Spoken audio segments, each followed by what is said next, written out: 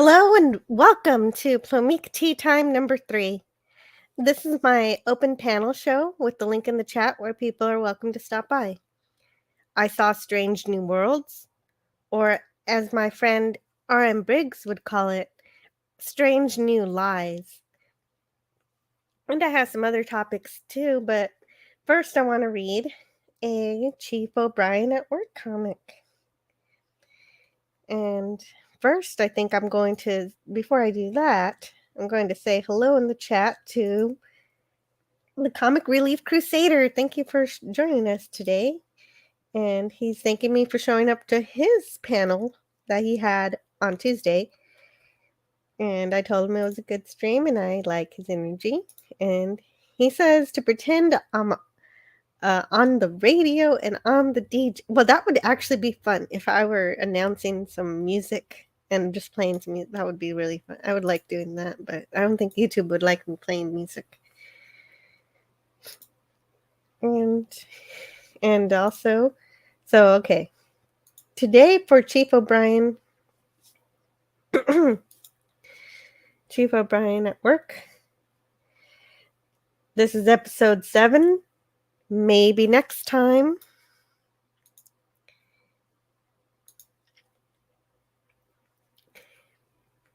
And O'Brien says, Picard, to Chief O'Brien, prepare to beam us up. Oh, yes, sir. Ready, whenever you are, Captain. I don't do an Irish accent, so sorry about that. He's getting pretty happy about beaming up the captain. Worried, happy. Captain, I'm still ready to beam you up. Never mind, Chief. I just remembered. We took the shuttle to get here. And so that's why it's called Maybe Next Time. And I'm still upset at StreamYard for not letting me switch tabs easily. So I have to get out and I have to share. Oh, hello. Hello in the chat to Son of a Red Shirt. Yeah, that's those comics are pretty great. If you want to see them, I'm going to put the link in the chat because I told Stream Elements what to do if I put in Chief or O'Brien. I know, right? It's so sad and so funny. And so if you want to see more of that, read Chief O'Brien at Work at chiefo'brienatwork.com. Pretty cool stuff. And good fan fiction comedy there. And so each and every time I want to share something, I've got to close what I've shared and reopen the share link because StreamYard decided to make it not work so good anymore. It worked fantastic before. Oh dear. I don't have my one. I guess in this case, this is my fault. I don't have my I don't have this open. Let me open this up. All right, now I can share.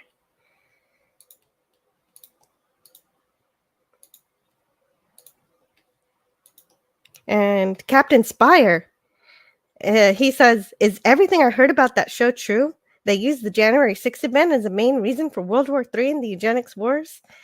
Yeah, yes, that they flash it by really quick. They flash the images by super quick, so you have to freeze frame to see the protesters and what the protester signs say. I didn't actually include it in my mini review, but I have extra notes here that have exactly what those signs say that they're showing that caused the Civil War in the Star Trek universe. But I'll be getting to that in just a minute here.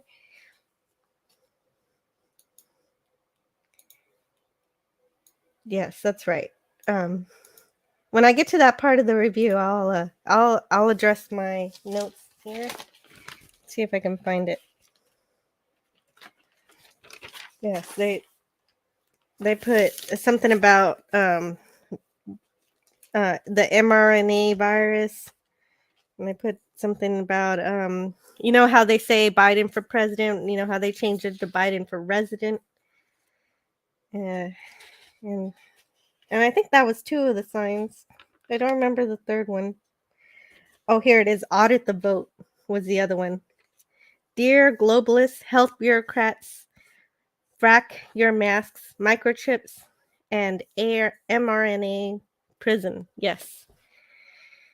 That is literally, those are the signs. Yes, Captain Spire. Yeah, I jumped the gun a little bit on my review of Strange New Worlds to address this comment here, where he asks is if it's true that they used January 6th for World War III and the eugenics wars. They used it for a civil war that leads to the genetics wars, the eugenics wars, and then World War III rather. Damn the StreamYards. Full stream ahead. Yes, we continue on despite the StreamYard functionality. Sir Jacob. Thank you, Sir Jacob, for sharing me out. Okay, so... Oh, right. Okay, so... I normally for these reviews, I like to get all, get the screenshots and go through each and every scene and go through all the plot and everything. I didn't do that for this. This doesn't deserve that kind of effort. And in fact, I think I'm only going to be reviewing just this one episode because because I want to have an objective viewpoint to back up when someone tries to gaslight me into thinking that this might be something good. And I am hearing a heck of a lot of that. A whole lot of people are saying this was good. Like even people who don't like STD or STP, and I guess, that's fine. If you like it. I'm not gonna be down on you or anything. But I mean, this is still made by Secret Hideout. And as such, it's Star Trek in name only, and not really Trek. And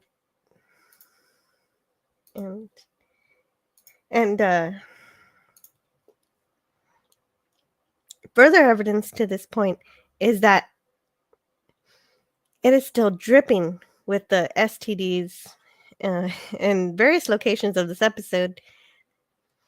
So that said, I'm reviewing it like the alternative TV show that it really is, that shouldn't have the Star Trek name to it. And hello in the chat to Christian Fandom Geek. I'm reviewing the Strange New Worlds episode. If you haven't seen it and you still want to go see it, if you think that you might be spoiled, I'm going to spoil the heck out of it. I went into this trying to want to judge it based solely on its sci-fi merit, because it's not Star Trek, so at least just look at it as a generic sci-fi show. But it's just so hard to do because they put that Trek label on it and they use so many names, so many member-bearing names at every turn that it's difficult to not compare it. Anyway, like I said, I won't be going through every scene like I do of the Orville because I don't think it deserves that type of attention. The episode begins fairly well, introducing us to a species who's experiencing first contact, and it happens to be a Federation ship no one has ever seen, and it looks kind of strange. I didn't grab like I said, I didn't grab screenshots of it, but I don't normally get into ships, but there was something wrong. There was something off about it. It later turns out that it's the USS Archer, and just to save everyone a lot of time, it turns out that Uhura was attempting... Oh, wait, not Uhura, sorry. Una, who is apparently number 1 from the Cage, the original series. but this one isn't from the original series. This is from Discovery, Una from Discovery season 2, who was with Captain Pike as his XO. And it turns out that she was trying to have some kind of first contact with this species, but she only had 2 astrophysicists with her on the crew for some reason, like on an entire starship. Never mind why, or because this episode doesn't say why. I'm supposing that they want you to keep watching episodes to figure out what the hell she was doing. In fact, later on, she kind of lampshades and says, "Oh, well, I guess we should have gone in disguise like you did, because the Captain Pike and crew end up going in disguise as usual, and as is usual in these types of missions. So at least Goldsman's finally ripping off some actual Trek instead of, say, Total Recall or Mass Effect, like they used to do." So one thing that did surprise me is that this species we see is actually part of the plot. I'm used to in, Kurtzman Trek for them to introduce something that doesn't have any bearing on anything. So this actually does, this episode, these aliens are from a planet called Kylie, and the episode even has a beginning, a middle, and an end, which is entirely unheard of from from Kurtzman Trek outside of the animated series. I mean, you can tell they tried. The story is that Una initiates first contact with Kylie because they find a warp signature. And I just began to laugh when they said it was a warp bomb. So they call it, so the planet Kylie has a warp signature, and that warp signature comes from what they made, which they're calling a warp bomb, which has never been mentioned ever before.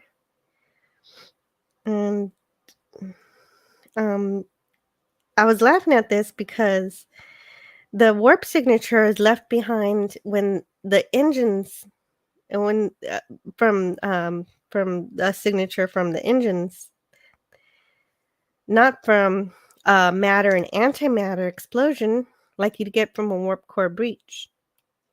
Because to me, a warp core breach would be the same as what they're describing as a warp bomb. At least that's what I'm guessing, because the episode sure doesn't try to explain anything. It's just being able to, all they're capable of doing is stabilizing the antimatter containment and compromising it when desired. Unless somehow they have warp missiles flying around like they do with Dreadnought. But I don't see any evidence of that in this episode. At an early point in this episode,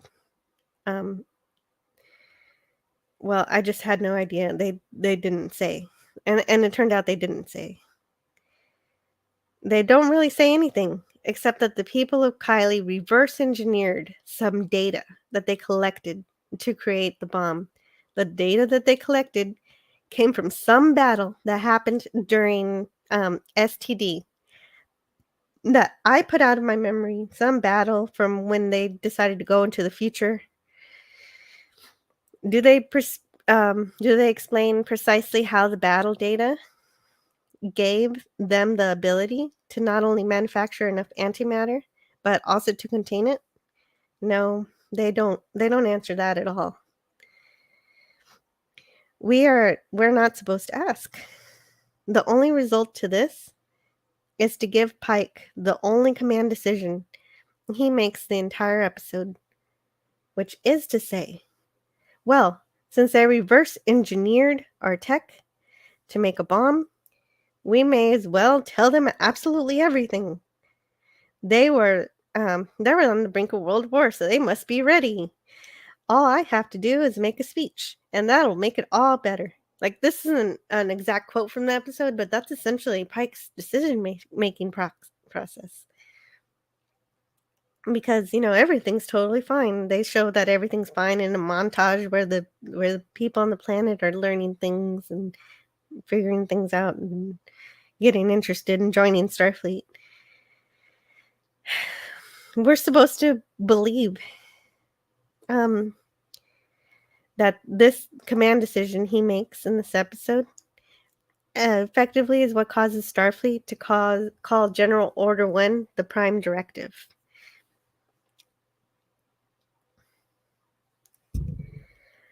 We're also supposed to be distracted by Nurse Chapel, who is using genetic manipulation injections to modify the appearance of the crew. Instead of like in TNG where they use dermal, they use some kind of just external dermal modifications that just give you a cosmetic look to be under disguise. So no, she does serious genetic manipulation that could be dangerous, but it's totally fine. Why not? So just so that they can get past the Kylie retinal scanners. And never mind if it's possible, because this show doesn't have to explain any of it. And they don't try to back it up with anything anyway. On top of that, she throws away a line saying that it induces internal celerity. And boson celerity has to do with relativity, so is there some kind of speeding up or slowing down with some biological change? I don't know, but I don't think that the writers do either. I don't think that the writers really have any idea what they're saying, because they sure don't show any effort in explaining any of it.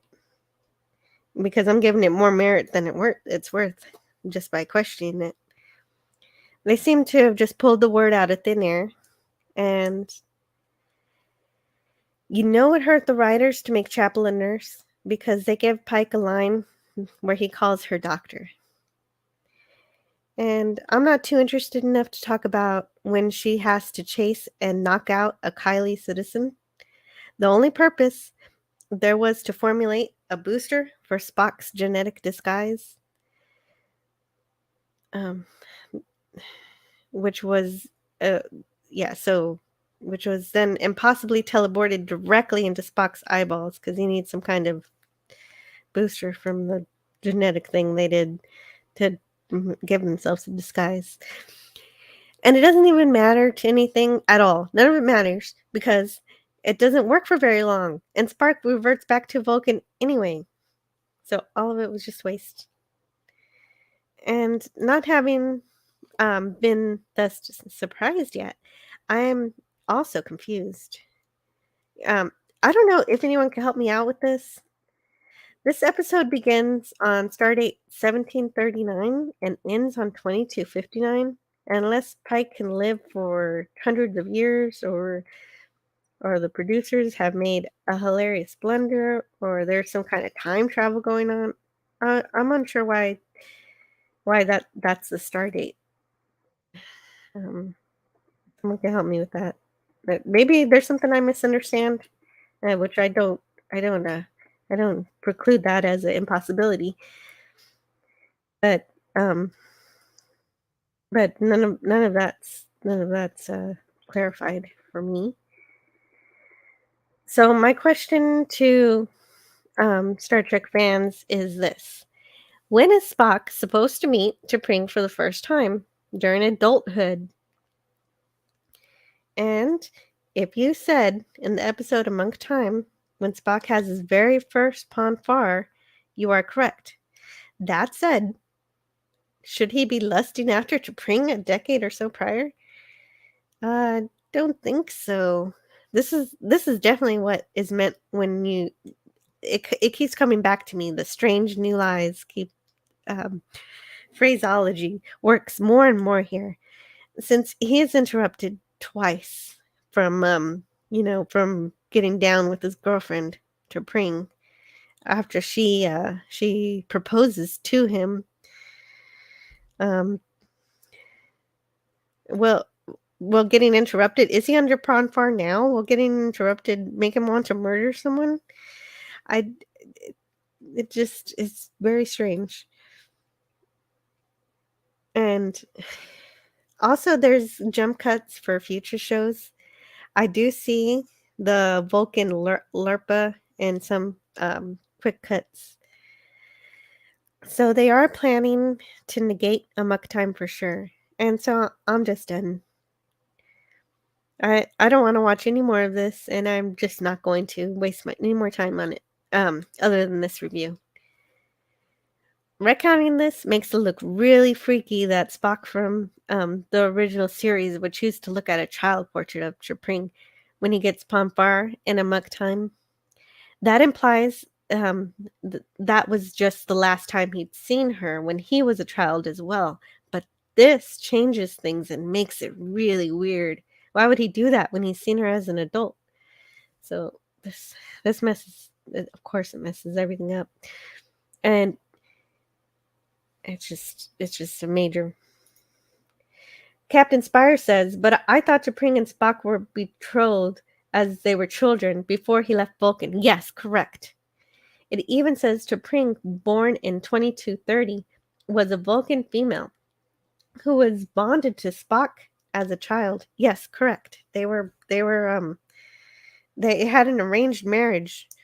Vulcans had arranged marriages, and so they were engaged as children, more or less, to be married when they came of age, which they did in Amok Time.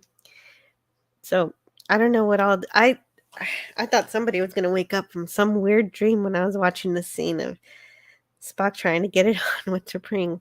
Just wrong. Just wrong. You're absolutely right, Captain Spire.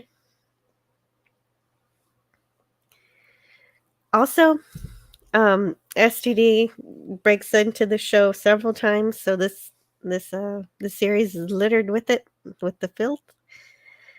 The first one being that Pike is introduced as an insecure, scared, unsure, and not in control, and utterly lost because we saw his death from the time crystals at the Klingon monastery. What he thought was his death, anyway. And oh, wow! Holy crap! Hello, and I didn't. Hello, Hey, I'm sorry I Hey. was so late. I just saw your notice a little while ago. You probably Yeah. have to head out, huh? Oh, that's great. You were about to head out. You hear me? You hear me? Yeah. Can you hear me? Yeah. I figured you were about to. I saw it so late, but I figured you were about to head out. But I stopped in at least say hello to you real quick. Oh no, I just started just a few minutes ago. Oh, okay, good. Welcome to Oh, welcome to the show here, or oh. whatever Well, I thanks for having have me. going on here. Thanks for having me. You hear me? Okay. Yeah, I hear you. I hear you great. All Am I right. loud or am I too No, you're good. quiet? I got you. I think you're good. Oh, okay. Well, welcome to the show for the first time. Here's Thank you. Clobbering Times, one of my favorite YouTubers. Oh, well, you're one of my favorites too, and it's great to see you. Thank you so much. Yes, yes, it's improving my mood seeing you here because I'm talking Oh, about this terrible episode that oh, I don't know why I God. watched this. I can't give you a good reason why I watched it either. You watched it too? Oh dear, because I was just going Blame through. Mark D. Mark D. Damn you. Oh, Mark D. Is that why? Because you want It's to talk his fault. because Nah. because y'all are friends and you want to talk to Yeah. talk Yeah. about him. Oh man, I sat through that in the last episode of P Hard the same day. That's just nightmare. Oh no, see, I I gave up after episode 3, and I think I'm just not going to deal with this No, one you're at better all. off. Yeah. Yeah, me too. Yeah, the only interesting thing I said so far was that they introduced something called a warp bomb, but they don't really explain exactly what the Of heck that course, means. because they never do. It means nothing. Like, All it is is it is just like antimatter bomb. They right? just call it an antimatter bomb. That's what I said. It's just like an antimatter explosion that they somehow figured out how to stabilize antimatter until they're ready to let it Right. go. Because I mean, I don't see any warp missiles flying around. Bad. It's so stupid. Everything in this episode. I can't decide what to go in order or just go all over the place because it's tough to decide the stupid. I think I know my stupidest part, but go ahead. Oh no, go ahead. Yeah, I want to hear your stupidest part because I have something for everything here. Is there anything dumber than have what? Why would they have emergency medical transporters in sick bay? Holy crap! I don't know. I mean, I've never seen a It's medical transporter ever the before. intraship beaming was not it was very rarely done because of the danger involved. This Spock explained in Day of the Dove. Mhm. Oh, the Gorn, by the way. All of a sudden there's a history with the Gorn now. Right. Any history with the Gorn kind of makes Kirk foolish for not knowing how to engage with them when he meets them. They don't know who the Gorn is when Kirk meets them. No, I know. I mean, he should. It happened here. So bad. Yeah, that makes him look so stupid, and that's the worst part of it is that kind of retconning that destroys that kind of thing. Yeah, they apparently it that was added to give Singh, um, some relative of Khan, Yeah, some kind of tragic backstory. Right. If they were the idiots too, they were just trying to use member berry type stuff, fan service stuff. You may as well have just made up of some other race or said some race that we did know of, but the Gorn, no. Yeah, I mean, or they could just make something up, something new, and, forge their own path and be neat and interesting. Agreed. And make us curious about something fun. But no, they didn't. This show don't have any imagination. Of course, this show was an attempt to see. They listen. These are the people that will listen to fans, and then not understand what the fans are saying, because you can tell they made it bright. It's a brighter, all the ship looks, even though it doesn't look like it's supposed to. It's all brighter, It's more of a. They think, they think we're too dark, so let's go brighter. Like that's going to change things. Yes, it looks more lighthearted. Yes, it looks more.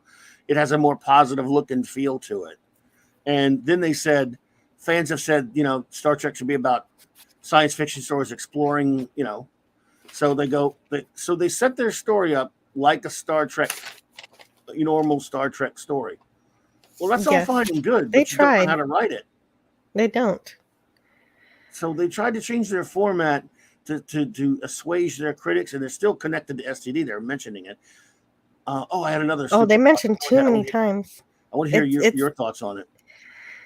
Okay, I had mentioned, well, in terms of the plot. Yeah, it does actually have a plot. With the first contact situation they have, and at the end, basically, Pike says they reversed they somehow this planet somehow with our current technology basically reverse engineered their tech just from seeing the battle, just an observing warp technology allowed them to reverse engineer it, but of course they don't explain how. Of course, and then by Pike takes responsibility for giving them warp. So he's like, we already did that, so we might as well give you everything. And offers them to be in the Federation, and they have this montage that everything's totally fine. Montage. Yeah, really fast. They learn everything. They're totally up to date in just a day. Of course. Because reasons. And then Nurse, I was saying earlier that Nurse Chapel uses genetic manipulation instead of like in TNG where they just do cosmetic dermal modifications. So I don't know. That's annoying. Good that Lord. Is weird. Yeah, and she's annoying too. She's got to be like the typical quippy STD character. She can't just act like normal. Like Nurse Chapel was a fairly professional, serious, nice, person. Yes. Kind of normal, just intelligent woman. Who was, she's got to be quippy and funny. Ugh. Yeah, and you can tell that the way they wrote her, that the writers didn't want to even make her a nurse. They wanted her to just be a doctor. Yeah, you're right, but they had to resist the temptation. Yeah, you're right. Mm-hmm. They even made Pike call her doctor. God! The dialogue is so bad that I don't even want to talk about most of it. STD character, yes. She's so much like an STD character. I mean, they talk just like they did on that show. They're acting like they're distancing themselves from the show. No, they're not. They referenced it. They kept talking about it. And they even mentioned, I miss my sister. Oh, shut up, Spock. Oh, right. Yes, I do. They do. You don't have a Oh, sister, Spock. Sorry. you don't never had a sister, idiot. Oh, he's terrible. And by the way, yeah, someone was mentioning the T'Pring stuff. He has not seen T'Pring since she was a child Right, in right. real Trek. Yes, that's what I was saying. When you first joined this stream, I was talking about that. How he doesn't even have his first Ponfar until Amok Time, and here he is trying to make it with T'Pring, and she proposes to him, Oh, what a waste of and it. I then mean, the girl I was pretty in love with, though I'll say that, but that's just neither here nor there. I mean, the right. lady that plays Nurse Chapel's really lovely lady. It's never the actor's fault, really. I mean, No, I don't blame the actors. This is all on the writers and the producers for me and the executives. yeah, And the actors are just getting a paycheck, trying to get some sure. food on the table, and Oh yeah, and they people they like just Anson Mount, and yeah. he's likable, Hmm. but that's not Jeffrey Hunter is Pike to me anyway. No one else will be. Right. Absolutely. Yeah, when I see Anson Mount, I think, okay, he could be a captain, but he's got to be a Somebody different else. captain. Agreed. Sorry to hear you guys didn't enjoy it more. Says son of red shirt there. Oh yeah, yeah, me too. Yeah. But I wasn't expecting to enjoy it. No. Well, here's the thing, Jill, about that. And here's the thing, son of red shirt. To be honest with you, is it as bad as P Hard? No, because you can't be that bad. Is it? But it may not even be as bad as STD because you can tell they're trying to make something that will pull in the people who don't like STD and Picard. That's true. I mean, as much as I can't stand these people, you can tell that's what their goal is. But that's not enough. It's fine, and if they were decent individuals who had already dumped all over and just trashed Star Trek. But this thing is still made by idiots that don't understand intelligent science fiction, that can't write normal characters. They write Spock horribly. So even though I would never accept the recasting of Spock anyway, if you're going to have someone do it, have him act like Spock would. And yes, he's younger Spock, but he's still supposed to be Spock. They can't write him. They write all their characters the same. They're all idiots. And they put stuff in there that doesn't belong in that era of Star Trek anyway.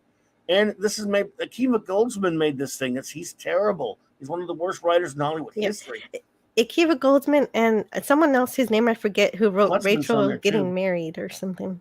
Yeah, people who wrote things that aren't science fiction. This was, and by the way, General Order 1 that now they're saying that this is just now becoming the prime directive. That's horse hockey. Right, because of what Pike did with the Kylie people. Yeah, that was Pike, by the way, that was blatant, wasn't it? Pike's only command decision the entire episode is to give this Kylie people a spot at the Federation or a chance to be the Federation, really and that's that is stupid, and that decision is what causes Starfleet to make this new rule. I got a question for you, Jill. How can you beam down in your uniform and then materialize with new clothes? That reminded the 24th century. No, I know. They have replicators in the transporter now. It's a magic transporter. They never did that even in the 24th freaking century. Well, now we finally have something worse than that episode where that magic transporter episode where the crew beamed up as children in smaller uniforms. And they've got transporters in the sick bay for emergency medical now that makes sense on a 26th century vessel, but this is taking place 10 years before Kirk. And don't get me started on Sam Kirk. Oh my God. Sam Kirk with the porn mustache. So Sam Kirk, they never said he was in Starfleet. I know they never said he wasn't, but he wasn't in Starfleet. And now you're going to say Kirk's brother was on the Enterprise before him? It's so horrible. It's so stupid. Yeah, at first I thought they were saying this was Kirk, and then I was like, wait, that's they mentioned Kirk. But they were teasing it. Remember they were saying Ensign Kirk or whatever? Yeah, right. They kept mentioning him. Ensign, Lieutenant, I think they said. Yeah, maybe Lieutenant, right. And then it comes on to Sam Kirk. I'm like, are you kidding me? And if they want us to, if this is supposed to be for people who didn't like STD, then why did they keep mentioning it? Like the Klingon monastery and the time crystals and... And because it's the same universe. Sorry, folks, stop. Hello there, Comic Relief Crusader. Stop trying to pretend this is something different. I right. mean, I know And they're making it look different. Go ahead. I'm sorry.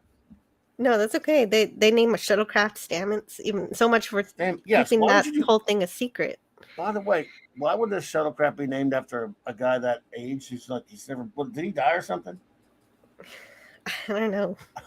What the? Why? It's so stupid. It's just he's That would be still like, alive, yeah, right. yeah, that would be like a shuttlecraft in the on the original series being named Chekhov.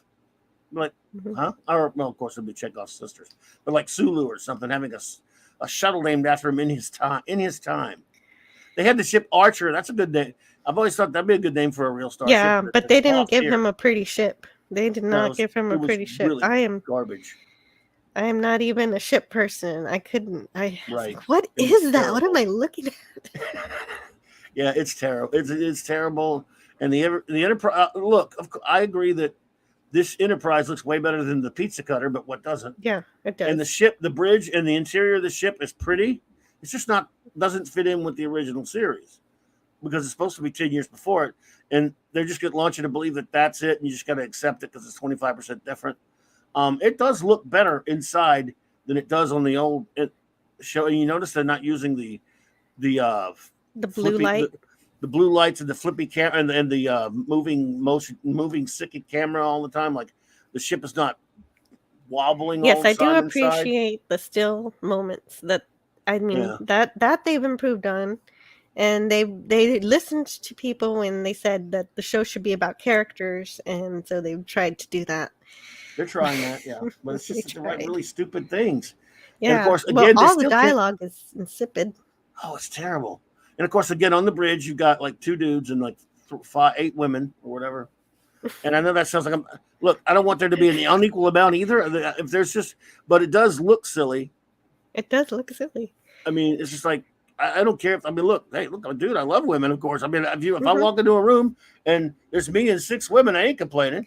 But I'm Hey, just talking well, about it doesn't look just right. look at the Orville. It has women, but it's much better balanced. It is balanced. This is clearly shown because look, they are not happy that they have to have a. Let's just face it. What I'm not going to say it. What Pike Right. happens to be. If they should, if they thought of it, I bet I'm surprised they're not mad at themselves for race swapping him or something, Mhm. or making him. Yeah. Yeah, because they already. Well, number one's Well, going to take over maybe now. that's what Nurse Chapel's going to do next. She's working with genetic manipulation. Yeah, she can change him. And now, you know what? They could go into the transporter and beam down a dude and materialize as a lady, right? Yeah. Oh my god. Right. Yes. Right. Adjust transporter to beam me down. Let's see, as a woman, and I want. Yes, and I want to be pretty. Make me pretty. Wow. Now the transporters can do anything. You can just decide. You know what? I don't like my face. Tell you what, beam me down with give me that face right. No, this one, yeah. Can I pick? Wait. Can I pick this one here? I mean, what do I have the choice? Like 30 or 40 faces? Yeah, do that with the transporter. Oh, like with LOL, you can choose what you want to be. Yes, the transporter can do it though now, right? If it Yeah. can just change your damn clothes. It's so stupid. I couldn't believe that. I almost fell down when I saw Well, them beam down like that. What'd you think? well, even worse than that. Also, they also beam down medicine directly into Spock's eye, just to get him to. That So doesn't even work you can anyway. beam medicine. Everything just can be beamed into stuff now. Hmm. Yeah, it You was in take a away glass everything. vial, but it appears just in its free form. He should have started screaming from the broken Oh, glass in his eye. and he's so stupid. He's got to be told to neck pinch somebody. A woman had to tell him to Right. neck pinch a guy because he can't do it, Yeah, and she had to pantomime it, and then she had to tell him what to do because he's stupid. right, and Spock's she a even moron. rubbed it in too. Oh, of course. Look, they have not lost their roots. La'an, to me, she's the bestest ever on this show. Oh yeah, she's the I mean, bestest ever. They have not lost their STD roots where they're going to have the no, they women. didn't. Like I said, the women are going to be kicking the dudes around all over the place. Right. And they show the Andorian at the end there, but Oh, right. That Andorian. I love Andorians. That design looks very strange. yes, it's supposed to be based on that with those white Andorians from and the Anar or whatever from Enterprise. Oh yeah, the albino ones. Yes, Okay, that makes sense. They're like from one episode from Enterprise, right? Yes, but a couple episodes in the 4th season. Son of a Red Shirt says, I agree with much of what she said. They made a lot of canon errors, a lot, but I think there is a huge step in the right direction. Remember, this is the first episode. Would you say it's much better than Man Trap? No, I wouldn't. First of all, the Man Trap is real Star Trek. This is not, so it's almost unfair to compare it to this thing. This is not Star Trek in any way. It's called Star Trek because a corporation owns the name. So it has no fidelity to real Star Trek. This was I will agree with you that they are trying to do some of the things that they've heard their critics say that they're trying because they want to curry favor, but it's going to still be filled with all the same idiots making the show. And so, like I said, is it as bad as ST? I mean, Picard? No, because Picard is a special kind of putrid that is just beyond belief. Right, because that's Patty Stew's vanity project, ruining the that's character, why it's right? Terrible. Right, and is it bad as STD? It might not be as overly bad as STD if that's a high mark for you, but it's still made by the same idiots, so it's not Trek, it's not real Trek, and it's also again these stupid things we're talking about. Even the original series, which we love, we could go, that was a dumb thing they did there. That was a dumb thing they did there. We're not above that, but right. For the most part, it was. In fact, that's fun nice. to do. Absolutely, but the greater episodes of that are so brilliant and so intelligent. You don't have to do that much. You can do it with some of the 3rd season ones, or even in some of the next gens. But my point being is that's still great, intelligent Trek that has, like anything else, its faults. This, when I'm watching it, even if I'm trying to forget that it's not real Trek and just trying to enjoy it, every 5 minutes is going to be some unbelievably bad dialogue, really stupid scene with one of the characters is unnecessary, or mind-bogglingly moronic stuff like transporters that can change your clothes and what we were just talking about. It's filled with so much stupid that they're trying to go in the right direction. They're never going to make it in the right direction because these people are terrible filmmakers that don't understand science fiction and don't understand Star Trek. Yep, the dialogue was just so unimportant and unnecessary that I didn't even bother to analyze any of it because it was just all fluff. And yeah. Look, I mean, it's not STD, but that doesn't make it good. Right. I don't even really want to talk too much about La'an, like you mentioned earlier, because she's kind of boring and uninteresting, and I just don't really care much about her. She's used as a catch-all to solve all the problems at the expense of everyone else, and she knows exactly what to do all of the time. Because she's a Kanunian Singh. Yeah, right. She's a descendant of Khan. That's so stupid. Oh my God! Just make her a character. Why does she have to do? Why? Why would you do that? It's so dumb. And Uhura's another one. She's just there for no particular reason other than to be called Uhura. No, I think she just talked to somebody about sports, and she's just there. Yes, and she'll make the occasional silly quip that you wouldn't expect from her. I know she's a younger version. Right. Yeah, she's a cadet. They if they really wanted, I mean, first of all, I understand that. First of all, Sakiva Goldsman, remember, he did STD along with Klutzman. He's as guilty for STD and Picard as Klutzman. So he directed this episode, I think. So, and he wrote this episode. So when you got a Goldsman, I don't care if he is trying to kiss a little ass and trying to change things a little bit to rebuff some of the criticisms of his other shows.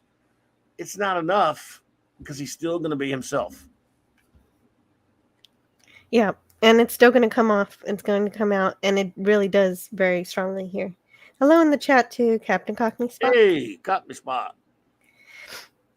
Here I have to finish off the storyline for this episode.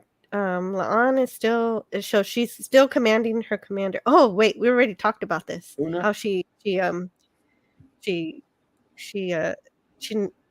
pretends her neck is hurt to mime to Spock that he should pinch, and so I made yes. Oh God. Oh, you made notes. I'm sorry.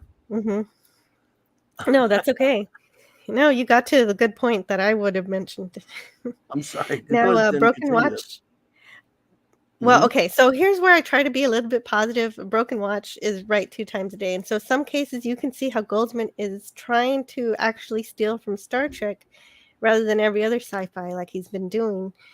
And every once in a while he says something, well, I guess just once. He says something that sounds almost Trek-like. He says, Spock says, to use knowledge of death as a benefit. And turning a negative into a positive is a huge Trek theme, but it was only just that one sentence out of I don't know Yeah. how many sentences in this He probably entire talked show. to some Trek fans and said, "Look, guys, help me out here. The real Trek fans are all on my ass, and I don't want to watch the show or anything. So throw me a bone here," Hmm. Well, because we that's know the he only didn't one watch he the show. used. Yeah. Well, you know what, Joe? That whole idea of Pike just saying, "Screw it. I'm gonna expose the Federation to this planet. I'm just gonna forego first contact Hmm. protocols, and I'm gonna tell them how screwed up." And that was a very agenda driven there. How messed up our world was way back before we fixed it. So I can scare these people into doing it. It was very Architects of Fear type thing from like an Outer Limits episode. He was using motivation of how bad Earth was to motivate these people, and therefore he's violating. And they wanted to make an excuse and said there's no prime directive yet, but it's still General Order 1. Hmm. You know, he that all felt Trekish enough, and it's kind of a nice feel to it where it was positive. These people were seeing the horror of what one planet did, so they're gonna, looks like Yeah, they're gonna try to walk the straight except and for the narrow. political part, but yeah, Yeah, he got I do see political, what of you're saying. course. Right, he got political, which was garbage because this is STD. I mean, Right. this is bad reboot and suckered outhouse. So they're going to get political, and so they couldn't resist getting political there. But see, that felt like okay. On the one hand, it's trying to be that kind of positivity that in the hope type thing that Trek does that people have said.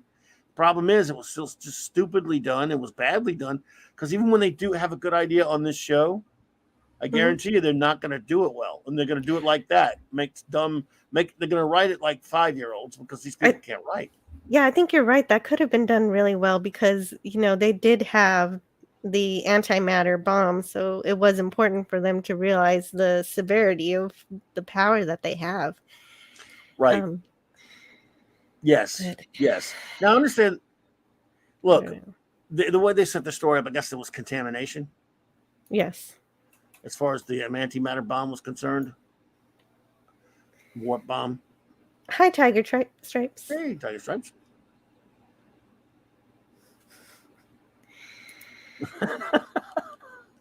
Oh wow. So, are you going to keep watching it?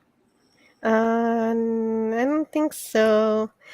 The biggest problem with me on this is that when I talk to some other Star Trek fans who are real Star Trek fans, but they tell me that I'm putting too much thought into it, that it's Kurtzman Trek, and I'm just supposed to, turn my mind off and just laugh at it. Mm-hmm. And I guess I kind of get that, but I don't like laughing at Trek. It's just not supposed to be that. No. It's supposed to be, a haven for where I can have find thoughts and ideas and think about the future and have a Right. good time, and that's just not here. I don't know. That's very. I'm so with you, Jill. See, Jill, the thing is, yeah, it's okay to laugh. I mean, we're going to make fun of it when they try to have fun Mhm. making fun of it. But the thing is, the one thing that's not a laughing matter is the fact that as long as this is getting made and called Star Trek, that means we will never get. They're not going to say on the one hand, yeah, don't worry about it because we're going to make one for you real Star Trek fans too. That doesn't happen that way. So it might be like, look, we're going to over here, we're going to make a show that's real Trek that's connected to the original universe. So don't worry about this Klutzman trash, just whatever. That's not going to happen. This precludes any good Trek being made, any real Trek being made. So Yes, as that's why soon it's as not a roll laughing over it matter. goes over it. Yeah, exactly. That Yeah, I mean, that makes but yeah, sense. it is funny. It is laughable. Look, it's tough Hmm. not to laugh at how stupid, you know. And on the one hand, you know how you feel. Wow, it's almost not nice to laugh somebody that's that incompetent because it's not nice. Yeah, But you can't that's help it. how I why I didn't like reviewing this episode, because I felt like I was poking fun at a child or something, like It I'm making does. fun of somebody who is disabled or something. But never on the It other hand, just though, these people are very spiteful and hateful toward us and Star Trek. right. And the way they've been, I have no like I said, in a normal circumstance, I wouldn't just take pot shots, at low hanging fruit, and just somebody. But these are people that deserve it. They're bringing them on themselves. They're not nice people. They hate Star Trek. They hate Star Trek fans. They have nothing but contempt for us. They don't understand the show, so they deserve everything they get. Mm-hmm. Yeah, so I agree, and that's why I didn't do any screenshots. Normally on these reviews, I do big screenshots. I describe every little scene, and I go over every thought and every idea, but there wasn't enough for me to care to do all of that. I'm saving that effort for the Orville, and so we'll get that later. I'll probably watch the next episode of this thing.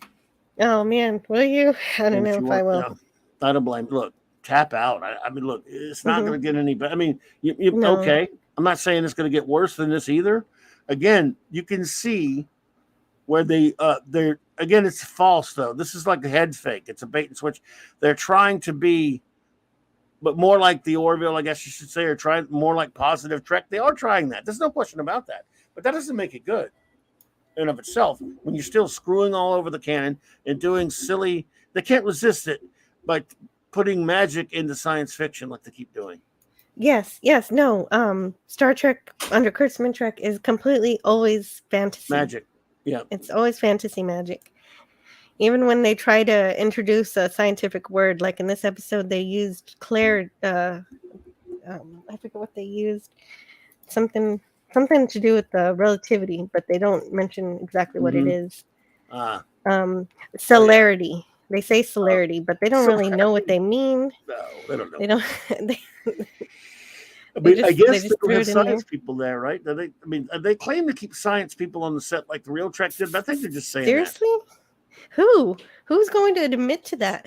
The Orville has obviously from the real Star Trek, they have Android Bormanis, and they have who is a science consultant on lots of Trek, and also they have Neil deGrasse Tyson. But who does this show have? Well, I've seen them mention people before that I don't really know, but obviously because I'm not in those circles. But I'll tell you like this: I'm sure they did invite academics here and there and science people, and they go, "Oh, I'll be on the Star Trek set." They think that's cool. Those people, they're not like, even those people, brilliant though they are, they're probably not like huge Trek fans. So they just know Trek. They've watched it, and they've heard that scientists have been involved with it before. They probably go visit the set. They talk. They're treated like VIPs. And that's about that. They don't actually have them sit around the writer's room or anything like that. Yeah, exactly what I was going to say. If you're a science consultant on a sci-fi show, you're not just there to have some cookies and that's take my some pictures. Speculation. I could be wrong. I mean, no, but there's no evidence that there is any scientific input on this show. No, well, I mean, clearly not, because they don't listen to them anyway. If they do say anything, right? I mean, transporters, where they go. In other words, if this were, let's say, a show set in the real Trek universe, like in the year the 26th century, a couple hundred years past Picard, and a transporter could do some of this crazy stuff, I'd be like, well, okay. Well, yeah, that's the whole problem with doing prequels. When you want to do some fun, new, exciting things, but you do a prequel, you're not allowed. You do it anyway. You're just wrong. I couldn't believe the sick bay transporters, medical transporters. What are you talking about? What? That was worse. I don't know if it was that or it was the clothes that was worse. The clothes, the changing of the clothes. They couldn't just put their clothes on and then beam down. They had to make something silly. See, these people are terrible. I mean, man, I sat through that and PR. Last episode of PR in the same day. I should be.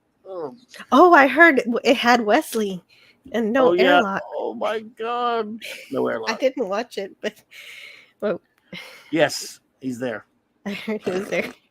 I guess all his simping paid off. It must have, because he's a traveler, of course, and he goes and takes the human genetic created Shoji as a traveler for absolutely no reason. She becomes a traveler too? Yes. Do we know why? No. And we'll never know. Do we see the original traveler? Or no. No. Okay. He just mentions it and talks about how there's a big group of them now, and they protect every single thing in the universe. Actually, okay.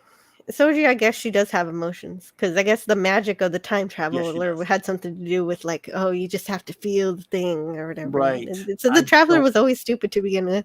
It was stupid, and he's the stupid traveler, and he went and picked her up for some. Just so they could give. I guarantee you, they just did it so they could give him a cameo. So he could shut up about being on the show every single Right. time he has a short trek or Exactly. whatever show he He has. got his little a cameo. talking trek. Right. He's so bad, and that episode was so bad. Well, the whole season was so bad. Well, I only got through 3 episodes, so it had to be pretty bad. Did you see Red Letter Media's reviews? Yeah. That's the only way I experienced Picard was At those last, reviews. they got so And Bird of Prey. frustrated with it that they didn't even, after like the first couple of shows, they waited until they could like pack in the review from 6, 7, 8, and 9 in one show. They say they're not going to watch Strange New Worlds, but I don't think Mike will be able to resist. I don't think so he will. We'll see. J Poor Man, guy. I feel so bad for him. don't watch him, J Man. Hey, buddy. Hey, J Man, don't watch him, dude. Let's just hate yourself. I mean, that's why maybe I went to see Doctor Strange, and I don't hate it as much as everyone else did. Maybe it's because I sat through P Hard and that's what I was thinking was happening to my TNG and review. Moon Knight. I was giving the episodes much higher scores than everybody else's, and I'm like, am I doing this because I'm watching the filth? The filth makes everything bad. It makes everything better. Magic. You know what? Captain Cock and Spock. I wouldn't be surprised if there was going to be some time travel in an episode, and it will be fun. Magic and time travel, Jill. You told me Trek is sci-fi. Well, yeah, the Traveler is not sci-fi. The Traveler is definitely sci-fi. No, it's not. Yeah, that started in Next Generation. Yeah. So yeah, well, they used to, even on those shows, as you know, Jill, they used to cheat and put magic-y stuff. Yes, they do. They do, TNG. Especially in these later seasons. Oh my God, yeah. I haven't even watched my 4 episodes yet this week. Yeah. Oh no, me neither. I need to do that after I get the kids. So yeah, J-Man, don't watch it. You don't need it. Yeah, don't do it, buddy. If you I sat through Moon Knight, those 2 horrible Trek episodes, and then I went to see Doctor Strange. And now I got to sit through 4 Next Generation episodes before tomorrow. Oh, woe is me. First world problems. Oh yeah, season 7 too. Yeah. Captain Spire says most say the novels never reach canon status and are just a nice idea. Oh, the old Trek novels, you mean? Oh, right. I'm reading them backwards. I shouldn't be reading my comments backwards. So she says she also remembers that Spock and T'Pring had never met, so they were formally betrothed by their parents. Yes. That's true. The brief ceremony. You've met once. He said it a brief ceremony when we were children. That's it. Okay, of course, I guess it could have been a lie. Why would he don't lie? He wouldn't lie to Kirk. And he wouldn't lie to Kirk. And plus, he wouldn't look at a picture of a child T'Pring if he had been dating an adult T'Pring. Thank you. Very well said. Very good point. So, yeah, I mean, the girl playing T'Pring in this is super, super hot. I mean, I'm a guy and all, but Spock never met her. Nope. Spock never met her until later. I mean, he only met her once as a child, right? And then when they were kids, and that was it. And I love Arlene Martellus also, who played her in a mock time. Oh, yeah, she's gorgeous. Yeah. And Tiger Stripes also says, we have the Orville for at least this one more season. I'd like to see 5 seasons of the Orville in total, but Seth MacFarlane may not be able to swing that. I hope he can, though, Tiger Stripes. I hope he can, too. I have some... I'm going to try to give all my attention to the Orville, what little footprint I have, all the way to it, and see what happens. But and yes, that's right. What Captain Spire said. Go ahead. Captain Spire says, I thought they at least met as children, and they followed his career, but wanted a physical relationship. Further novels made T'Pring out to the Amber Heard of Vulcan. Okay, I never read them. Ooh, wow. But yeah, Spock, he's a Vulcan. I know he's half human, but that made being a Vulcan even more important to him. So after that, Spock would never have even look what he did with Layla Kalomi on Earth. he never showed his feelings to her, as she said in This Side of Paradise. Mm-hmm. And she was gorgeous. I mean, God, Jill Ireland. And Oh yeah. so, Well, why until would he got he? his spores. Right. And remember, that was about this thing that we're seeing here is a little bit before that would have taken place. Mm-hmm. Why would he? He wouldn't mess around. No, he wouldn't, Spock and would not be, he had no plans to until his brain right, was manipulated especially by with the T'Pring. spores. By the way, T'Pring is a Vulcan. She wouldn't have been acting like that either. Mm-hmm. Vulcans don't. I mean, they only mate when they're supposed to, and Right. their mind Every gets all 7 messed up. years. They don't have flames, you idiots. It was so stupid. There were two Vulcans, like basically having a flame thing. And no way. Enjoy. I'm sorry. I'll see you later, Ervik Sander. He's got to go back to work. Take care of it. You're welcome. You know what I mean, though? Yeah. That's so out of character for Vulcans, especially in her case. She's a full Vulcan. Oh, you know what? I forgot to play this at the beginning of my show. Uh-oh. That I usually play at the beginning of this. Good tea. Nice house. I like it. Ervik reminded me of that because every time he goes to Captain Trek, he needs his Janeway.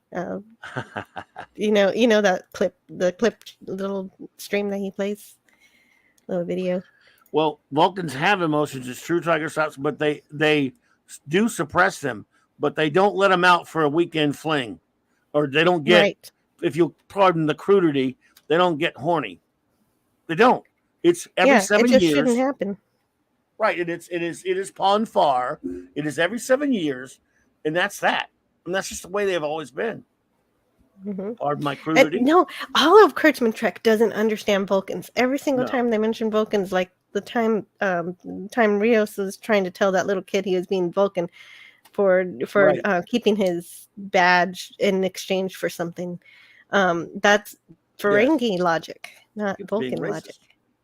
Yeah. He's being racist. Oh my God. And Rios, oh Lord, you don't want to know what he did. No. Oh no, I don't know anything about what happened after episode 3. At the end, he stayed behind in the 21st century. Yes. Okay. It was so bad. Oh, and you don't want to know what happened with Q. Never mind. Q, is he dead? We said he was going to be dead, but of course he didn't say it. But I kid you not, Q, the whole time, it turned out he was doing it because he loves Picard. He loves him and cares about him, is why he did all of this. Oh, that's why he punched him in the face and made his nose bleed. Right. And then at the end, Picard hugged him goodbye. I'm not making it up. We hugged Q. Like, oh, Q, so cute.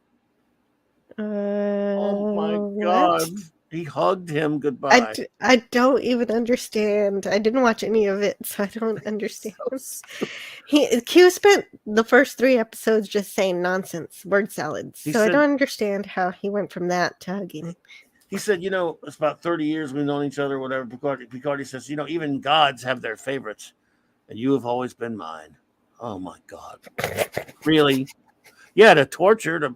I mean, it was because he's such a stick in the mud. He was fun to pick on. Yeah, right. Until he got to Cisco. Cisco, not right. And then he saw Cisco was just going to punch him, so he said he's no fun. Yeah. And Janeway was fun because it was, he liked ladies. So. Yeah. Cisco was no fun, so he was not going back to him. He gave her puppies. Just like he wouldn't have gone after Kirk either, because it would have been no fun. He just would have punched him. So get out of here. Mm-hmm. Yeah. I don't know. That's something else. That Picard. I don't know if I'll ever go watch that. Hugged him. Oh God. Oh my goodness, it was so bad. Oh Jesus. I don't know. The only thing I know is that Girardi became the Borg Queen or something. Is that right? Oh, did you see how stupid she looked? Did you see how bad her face looked? It was so. Yeah, it's on Twitter. I've seen it because it's on Twitter, and I'm like, wait, is this like? Terrible. Did someone do a Photoshop? What happened? Oh, and you know what? I was really trying to keep from falling asleep at that point because it was toward the end. And they kept. It's how a season finale of some episodes take like 5 hours to end. You think it's over? Oh, it's over. Oh no, they're doing something else. And then it'll look like it's over. Okay, it's over. Oh no, they're doing something else now. Well, they were having a conversation on the Stargazer, and I kind of just What's happening out here? And I hear the words, "The Guardian of Forever." I'm like, what? You gonna watch Moon Knight, dude? I keep warning you. Um, and so apparently, and I didn't catch the whole context of it because I was just like fading in and out because it's so You could barely boring. keep it together. Yeah. Well, why did they mention the Guardian? I don't know. I couldn't rewind on the thing I was watching. I wouldn't let me rewind it, but I couldn't find out. I wanted to rewind and find out. And I was like, then I remembered, I don't care. Right. Didn't they show the Guardian as like a man in STD or something like that? Yeah. I don't know. I don't know what that was about because I didn't watch that either. I had already checked out. I can't watch that. I mean, look, I sit through Behard as a bizarre, morbid, sick curiosity, and that was not even a good enough reason. And I'll sit and I watched Strange New Worms just because, I wanted to. Because of Mark's fault. You told me already. No. It's all Mark's fault. Tiger Stripe says, I had more than one opportunity to watch Star Trek Discovery for free even. And after it was disclosed that they had stolen elements from a NOS's online game, I had no stomach for it. So no blame you one bit. NOS. Justice for NOS. Yep. And they didn't even do a good job with it. They stole somebody's idea and just crapped all over it. Nope. Didn't even give them anything. Nope. Not even a credit.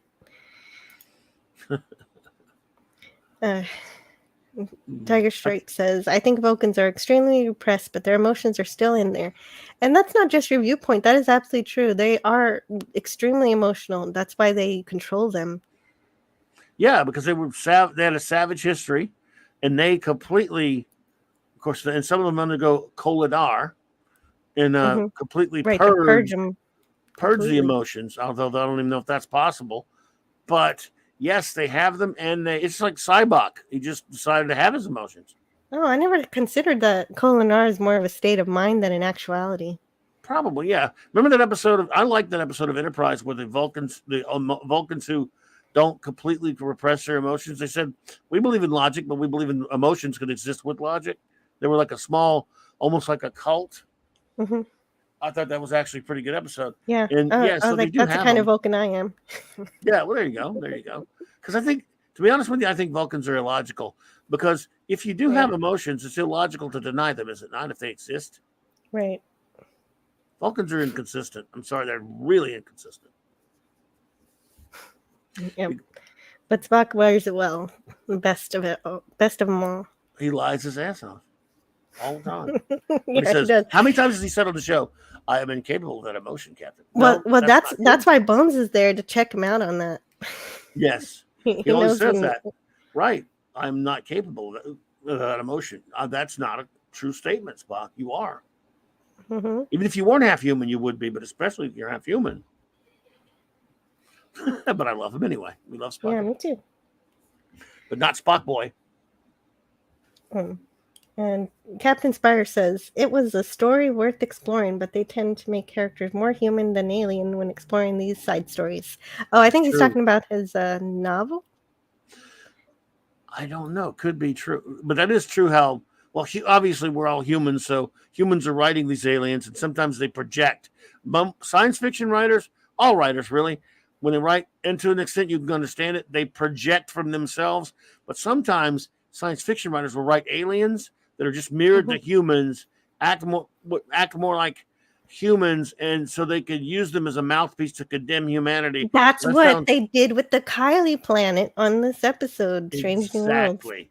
They do it all the time. Science fiction writers, and even in Good Trek or in Doctor Who or whatever, for example, they will write aliens that are being used as commentary about how crappy humans are. And I'll always be like, really? Well, in some cases, I love it. Like, I love Majority Rule in the Orville. I thought that was pretty well done. So it just depends on how it's done.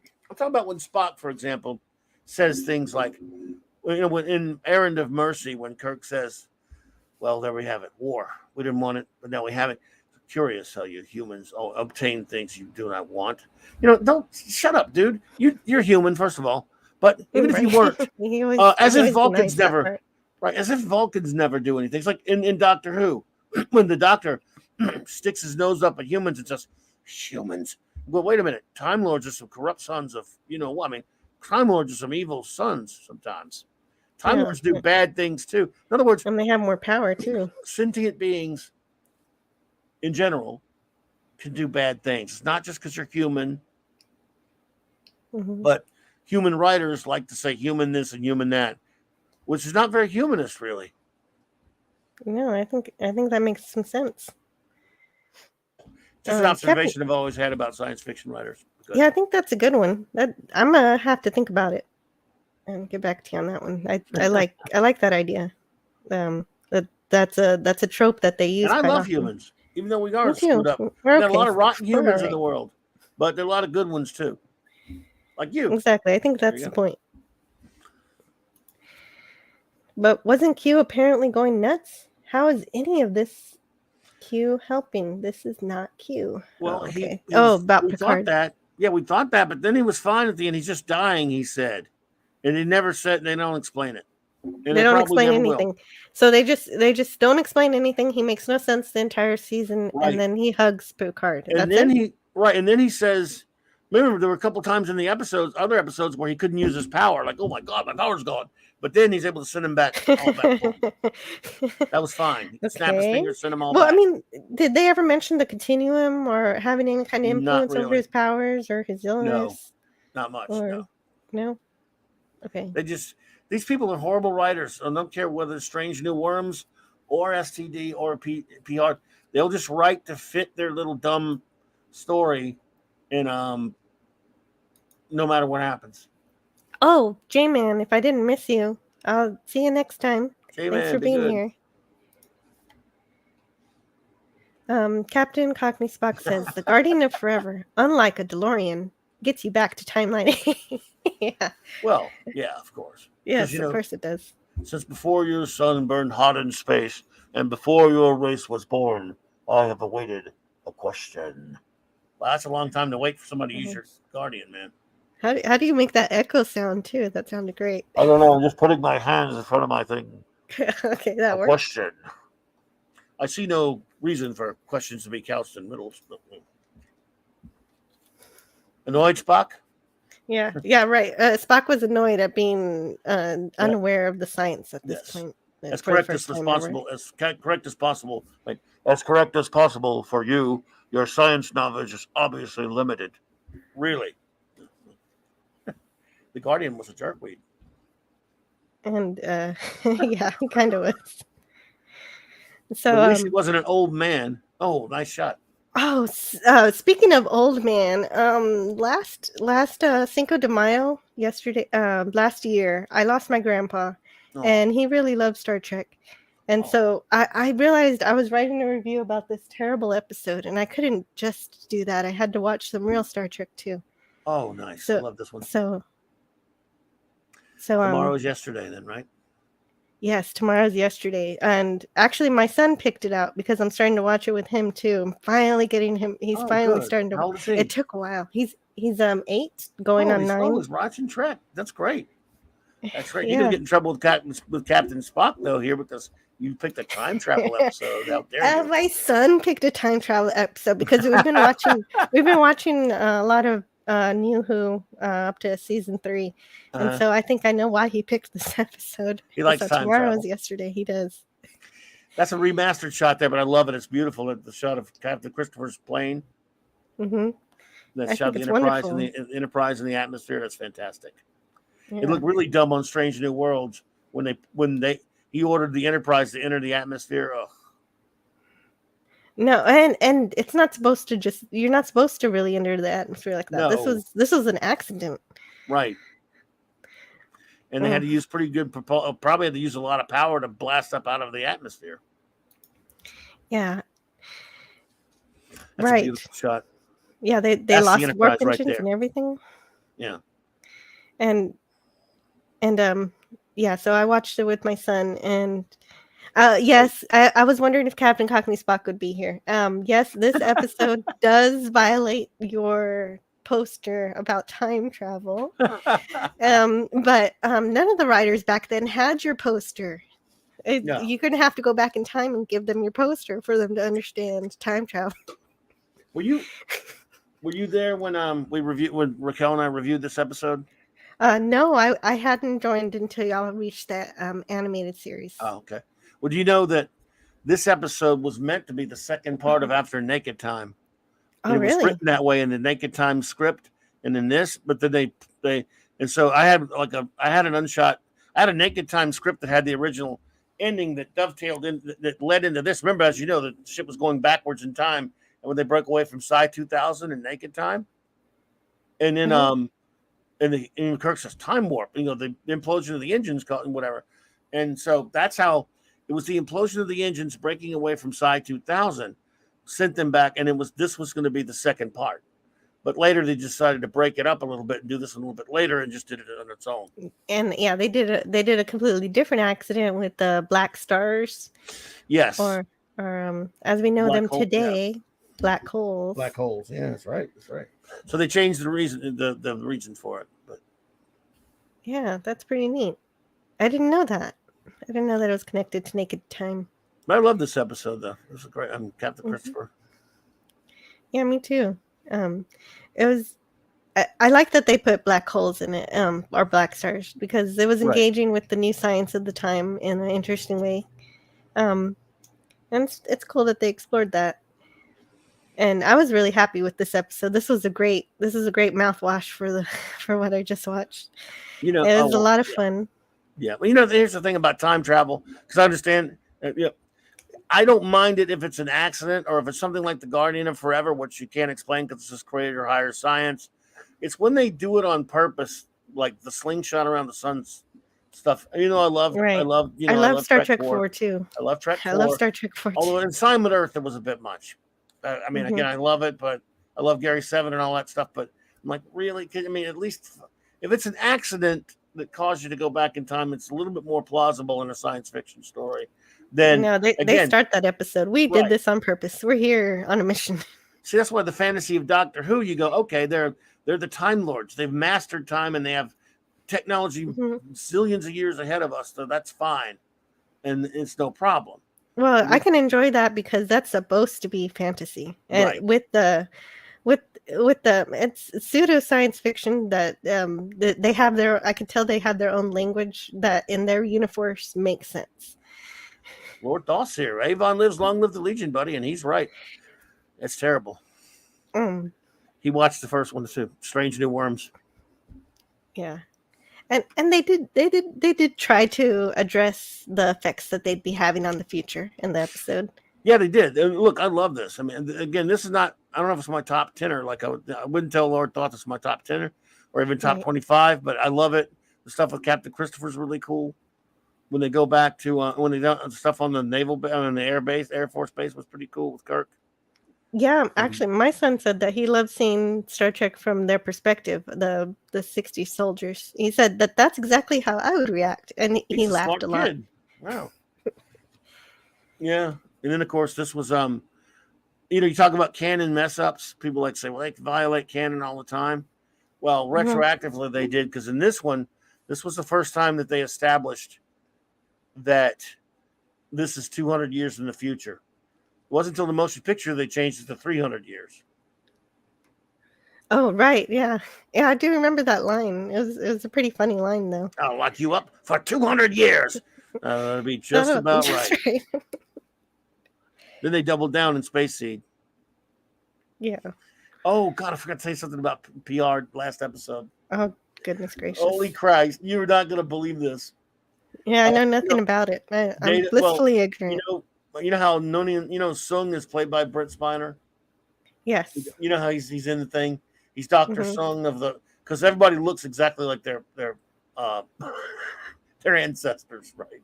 That's the lazy Hollywood casting. They just cast the same actor for different points, the same like the ancestors. So Brent Spiner, he gets defeated, of course, in his joining of the Borg Queen to try to stop Rene Picard from changing. Anyway, he's defeated right at the end, right? He goes home, and he finds this file because he's mad. He's already lost Soji. Wesley's taken her or whatever. And he's all mad. And he pulls his file out, and I kid you not, on this file, it says the word Khan Project. I think they're trying to insinuate that Khan wasn't in the 90s now, that he was going to come later. What? That doesn't make sense. Because he stopped. But nothing makes sense in Kurtzman Trek. It's so stupid.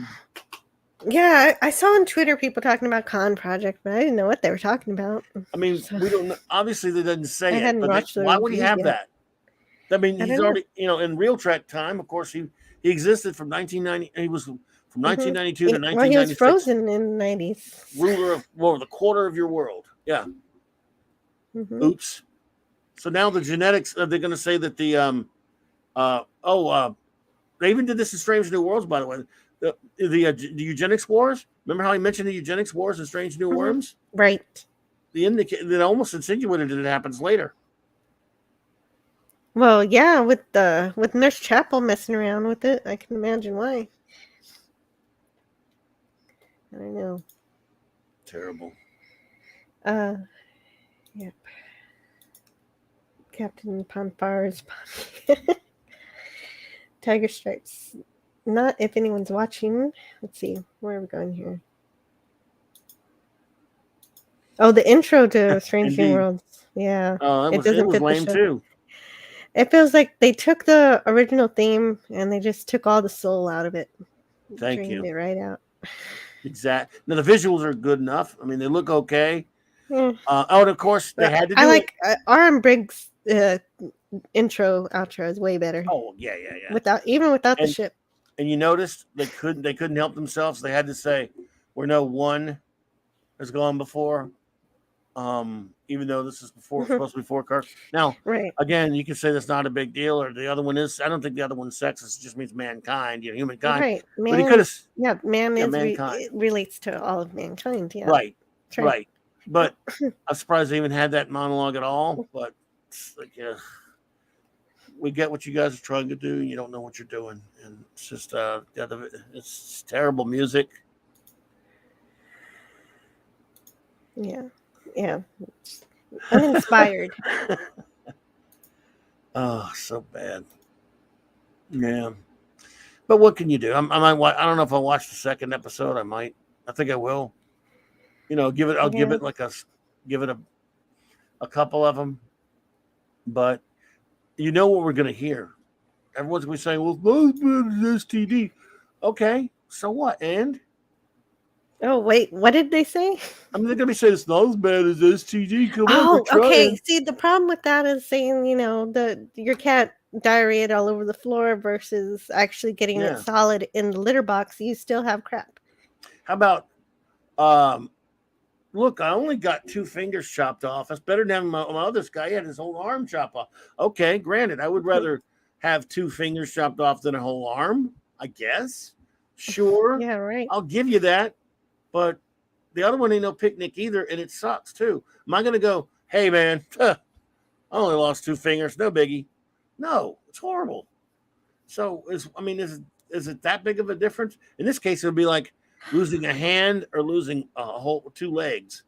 The 2 legs would be STD and PR'd.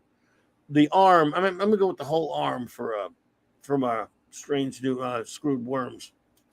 Yeah, I think that's about right. Yeah. It's still bad. And I didn't even realize I had Jens, Peter, and Lord Thoth in my chat. And Anonymous. Yeah. And they're probably all gone now because I see my watch count went back down. But if y'all are still here, hello. It does that sometimes. I think it does that? Okay. You can't trust the stupid watch thing at all.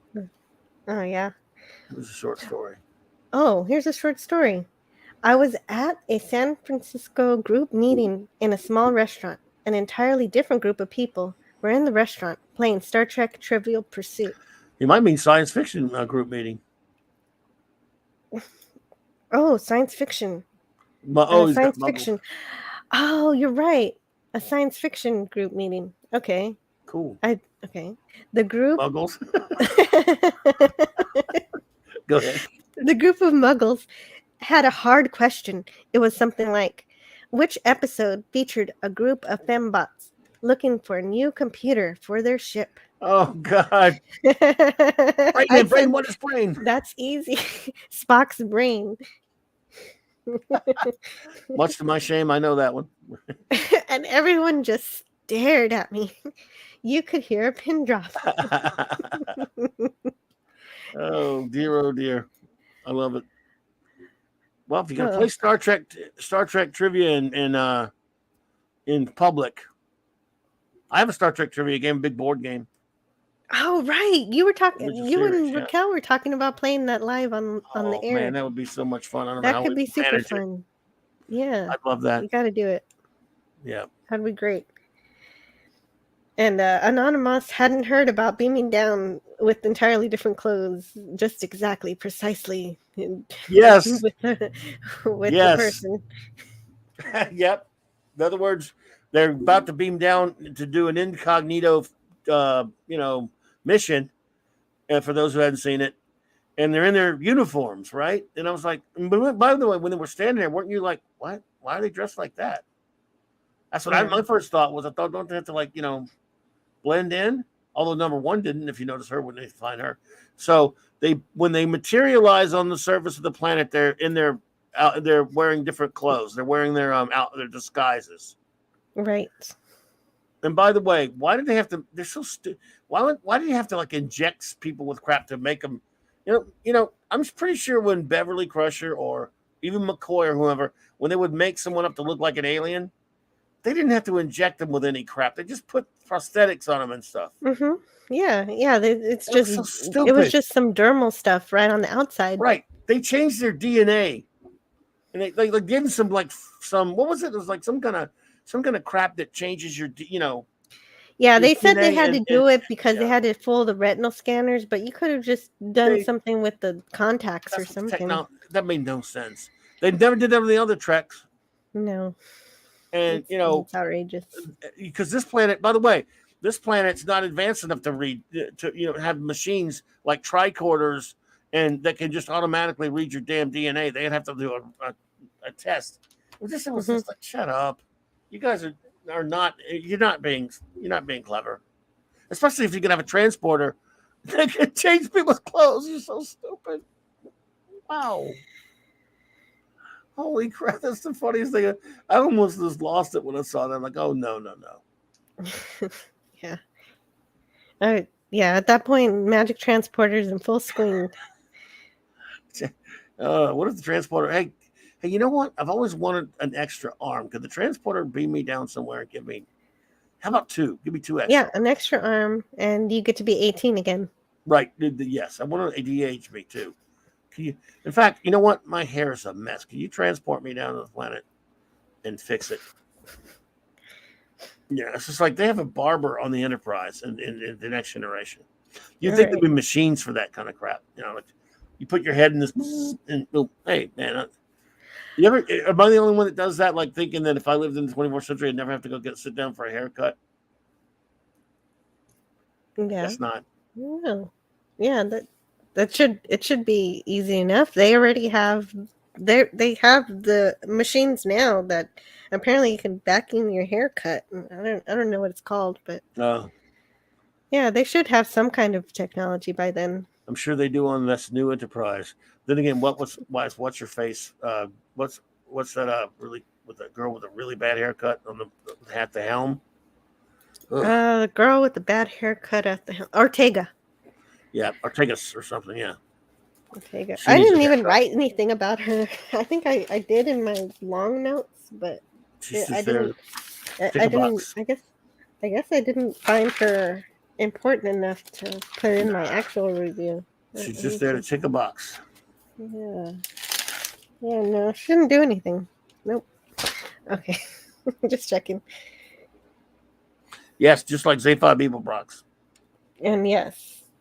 SF was science fiction. What? Chopping fingers? Are we talking about Johnny Depp now? No, that'd be every other channel on YouTube at the moment. I know, right? I don't even know what's going on with that. I don't know.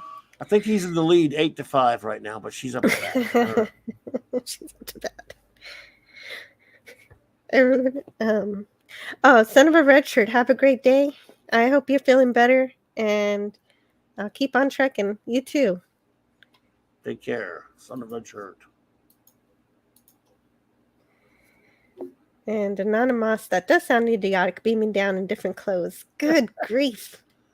It's just why would you do that? Hello, the memes of destruction. What's going on? The transporter was already equipped with clothes and tricorders and weapons if they want. Dumb. Well, like what you reminded me of them beaming that chemical into its head or something. Yeah, right. Directly into his eye. When I saw that to me was even worse than the clothes. That is worse. I mean, this is again 10 years before Kirk.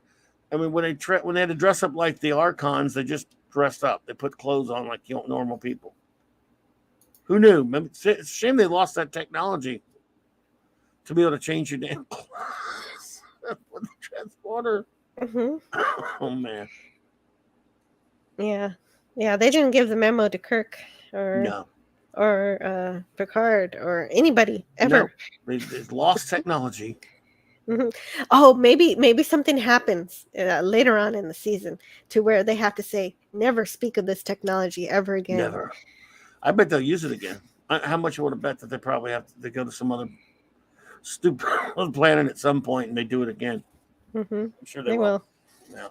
Just like they'll use the stupid medical transporters again. Whoa.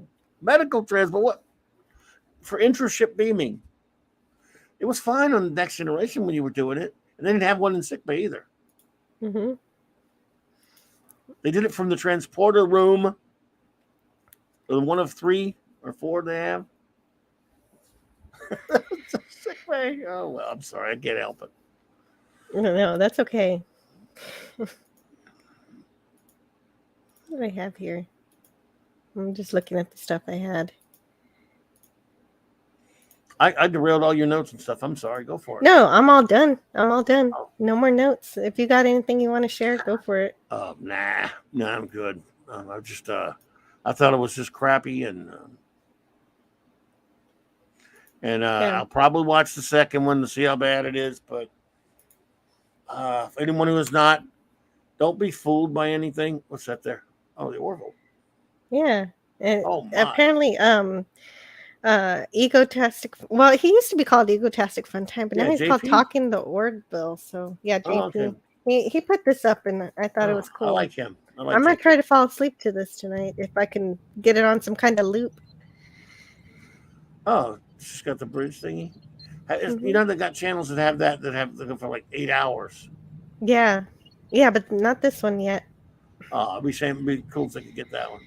Yeah. The official bridge, ambient sounds, free download. Yeah, they gotta make that like for like 7-8 hours, you know. Yeah. This is too short for sure.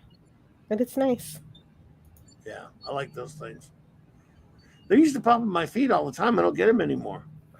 Like there's, whether it's like waves on the beach or raining, or the Star Trek ones or the Star Trek, like those ambient things that go on for 8 hours that you can put on and listen to while you sleep. I don't get those on my feed anymore on YouTube. I was getting them all the time. Yeah, I like a good thunderstorm. Yeah. And I love the Orville, and I hope it's good when it comes back. Yes, I hope it's good too. I'm really hoping because I love season 1. Season 2 is all right so far. I'm halfway through it, and I think it picks up in the second half of season 2 because I remember loving season 2. So I even love a lot of season 1. I'm weird, I guess, but some of my favorite ones are in there. Yeah. Like, New Dimensions is one of my favorites. And there was and there was the one with again the Majority Rule. Majority Rule is my favorite, probably my favorite episode of all of them. I love that episode. But yeah, I mean, great show. Well, actually, I think there's more science fiction in season 1, and then the first half of season 2. A lot of character stuff in the first season. Yeah, but it's still a great show, and the last episode kind of worried me how it left on that cliffhanger, and I hope they come back and we just get back to doing normal Star Trek type stuff. I think that they're going to have to do like an episode or 2 to wrap things up. But I hope you're right. I hope they get back to it. Yeah, I mean, again, that one with the Kalon, the 2-parter. I mean, it was good and all, but it kind of maybe, wow, is this early? A little early for Best of Both Worlds? I mean, I don't know, but if you get back to doing normal stories, it'll be fine at least. Yeah. So, Oh, hello to Jedi Bill. I didn't see you Jedi there. Bill. How are you doing? Yes, yes. I definitely wanted them to get back to episodic format. Yeah. And they can have their arcs because I know that they like to have their arcs. And if they build into something natural, that's nice. But still keep some contained stories. Yep. Absolutely. Absolutely. But we'll see. I like that. That's nice, son. Mm-hmm. Now I want the ship. Hey, I went backwards. Yeah, that's kind of peaceful. Yes. The calm sounds of the bridge. This is the bridge, right? Yes, Or this is is it? the bridge. Nice. I wouldn't mind one of the engine room now too. I'm gonna ask JP what he has that he's been hoarding. I feel like he gets all this stuff that nobody else has. Maybe he has a longer one than this. Yeah. It's pretty cool. Well, if you go to his um this video, he has a link to download it, so you can make your own and loop it, make it Nice. longer. Nice. I love it. But I wouldn't know how to do something like that. I'm not technical. Hmm. Oh dear, oh dear.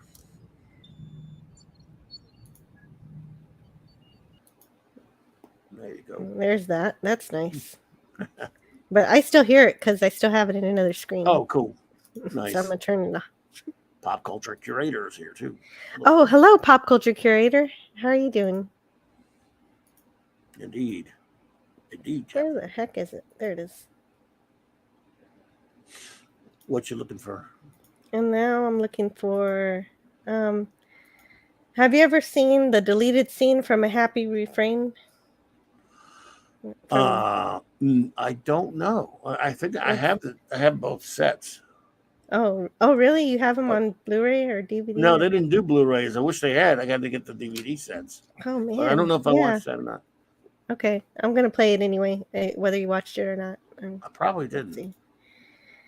I mean, I don't know. Oh, I know why I haven't.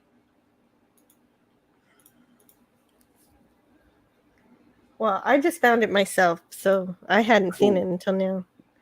Okie dokie. So I'm gonna watch it. Oh, we played golf. Yeah, that's why. I guess that's why they cut it. They didn't need it. Low and slow, low and slow.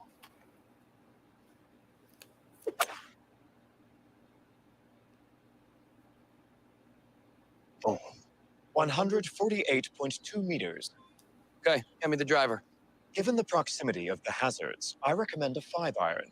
It will compensate for your inaccuracies. Oh, you know so much about golf, smartass. Why don't you give it a try? Superior biomechanic would give me an unfair advantage. Oh, please, take my turn. I could use an unfair advantage. Look closely. Oh God. I love Isaac.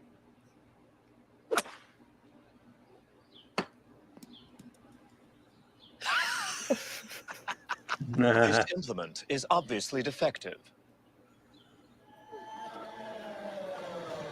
It actually might be. Remember when This Data challenge had is to a fix the par four. table? Do not Oh, disappoint yeah. me again. It is very Oh, my God. difficult when you are so negative. I expect your best. Instead, you have brought shame to both of us. Hey, guys, relax. It's just a game. You guys just missed Isaac shanking it big time. Be silent. Plyden must concentrate.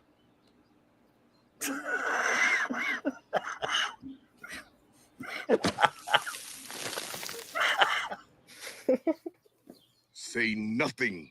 Your failure speaks for itself. You said this would be fun. My mistake. I just thought you might want to try an earth sport. I'll invite Tala next time instead. That would be best. I hate it here. If you want to eat healthy Oh, no. and feel your best, you gotta. Don't do that. Don't do that. love it. Don't Oh, try the always bad ads. goo. I hate ads Yeah. so much. I should have ran It's my like- ad blocker. It makes me want to watch. No, I'm at that point now where I can start rewatching Orville. You know what I did? When they first came out, I watched them over and over again, both seasons, every episode. I'd watch it multiple, and then Mhm. when looked like there was going to be the prospect of a third season just about like a year or so away, I said, okay, I'll let it rest for a while. I bought the DVD sets and never even opened them at that point because I had them on something else. And they were on Hulu or whatever, so just watched them on there. And then I'll say, as soon as it's like right before the third season, I will watch the first two again. And it'll be fresh. It'll be fun. Because I already watched them a bunch. Well, years and years and decades and eons go by. And I'm like, I'm approximately 4 to 5 years. Yes, it's crazy. And so I keep no, I'm going to wait till right before it comes out. So I'm going, I guess I'm going to trust them this time. This is going to be June. So now I can actually go back and watch them all. Yes, you can trust them. It's going to happen this time. I know it. I can feel it. Yes, Tiger Stretch, time to rewatch it. It's about that time. Mm-hmm. Yeah. Hey, Pleasant Valley Pickers here, pop culture creator and curator, and cool. Yeah, we got 27 days. 27 days to rewatch. There you go. Well, that should be just about right. But I gotta mix it in with all the stuff I'm forced to watch for reviews. Oh no. Yeah. Oh, you're right. I gotta go watch those 4 episodes. Oof. I know. Me Forgot too. it's Friday. Doesn't feel like well, yeah, Friday. you usually watch them early, but you got late this time. Well, tonight I actually have a show because I'm going to review Doctor Strange.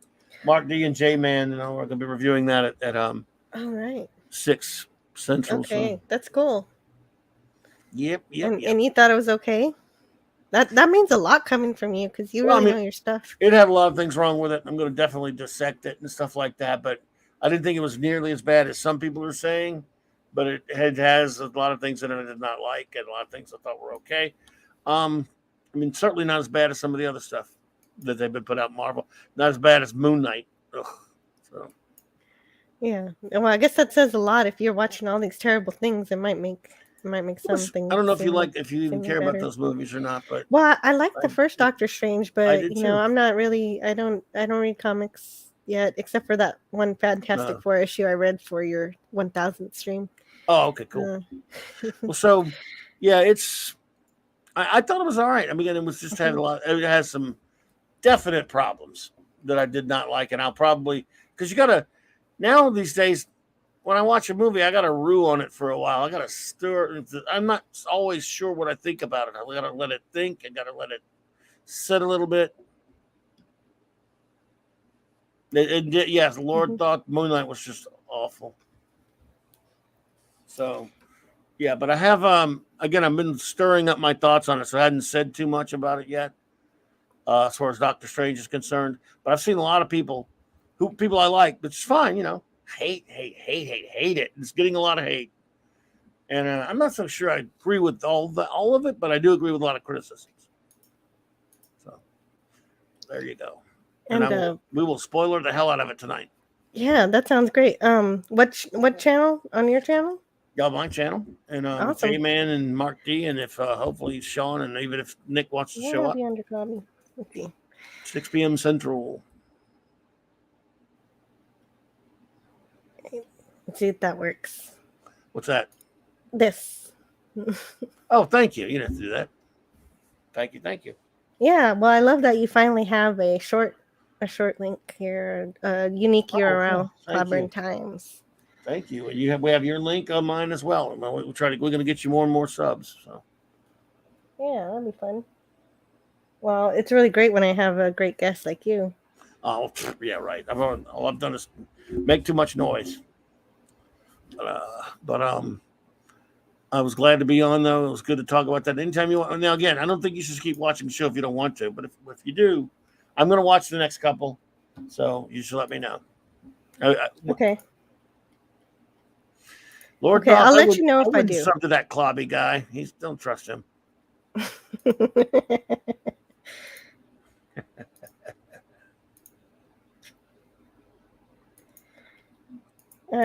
Yeah, StreamYard kind of messed things up. I can't switch tabs as easy as I used to. Oh, well. Let's see what else I had here.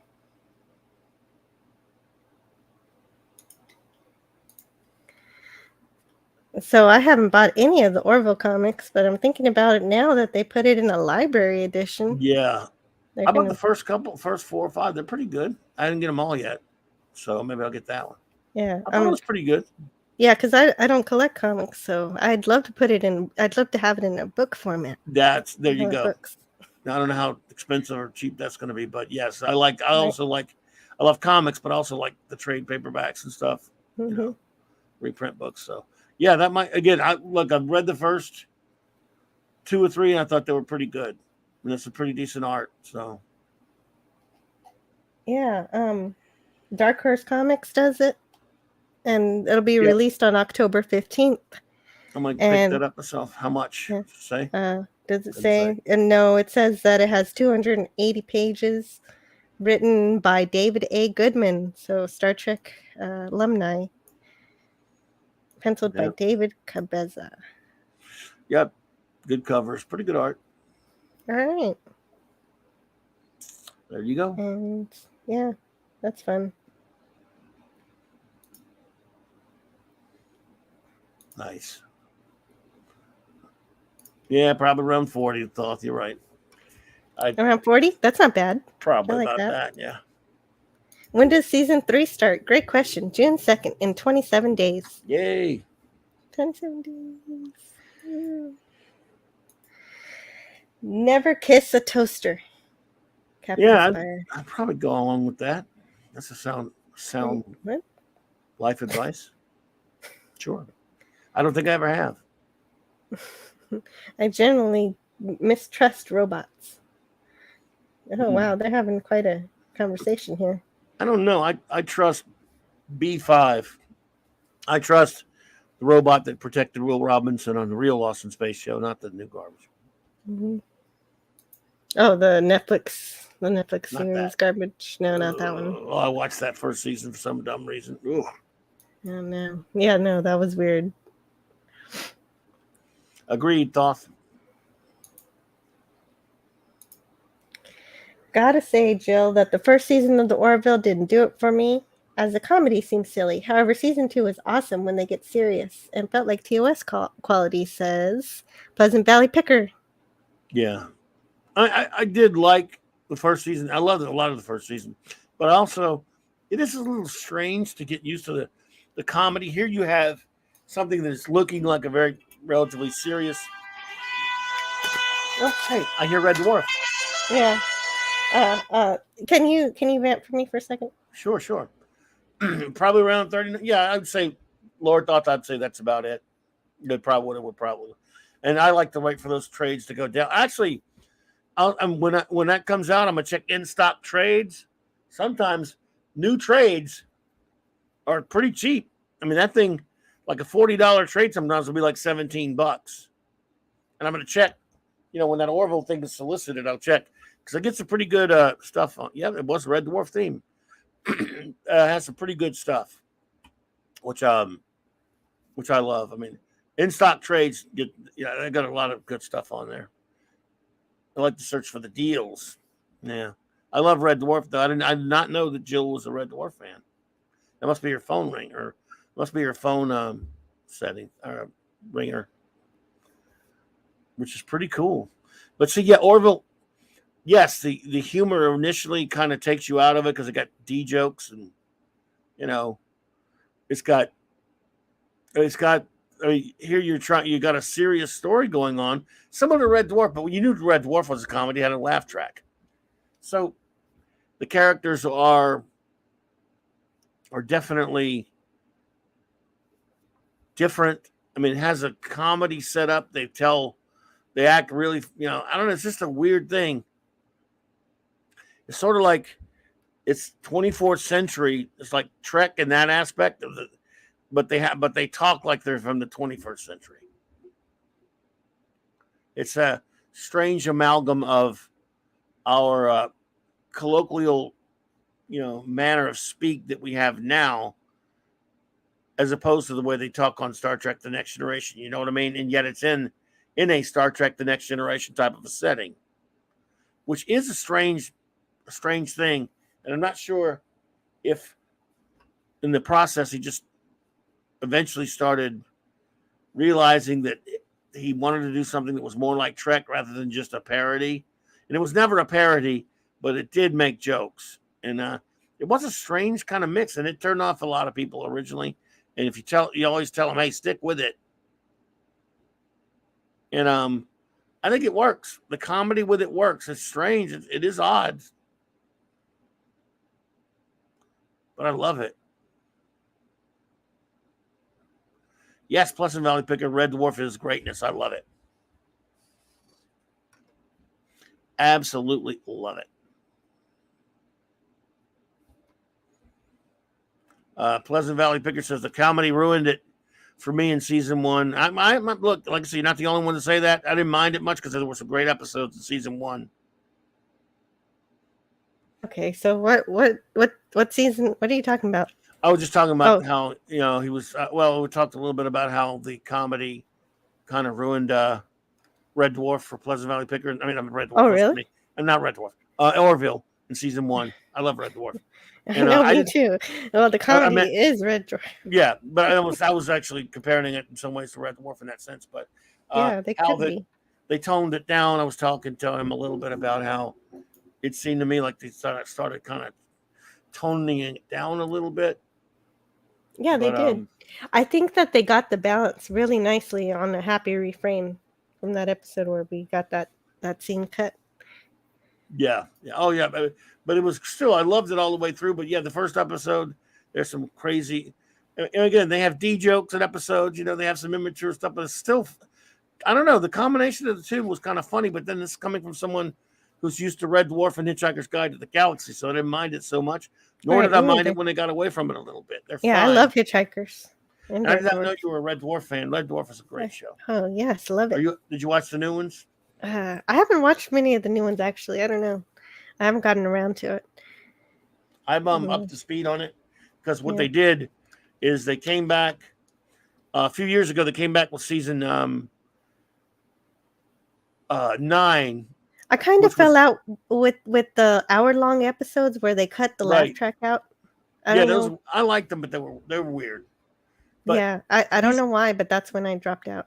Well, season 8 ended, and then it went many, many, many years till season 9. Then they brought them back for like a reunion 3-part season 9 type thing, which they call Back to Earth, which I thought was pretty good.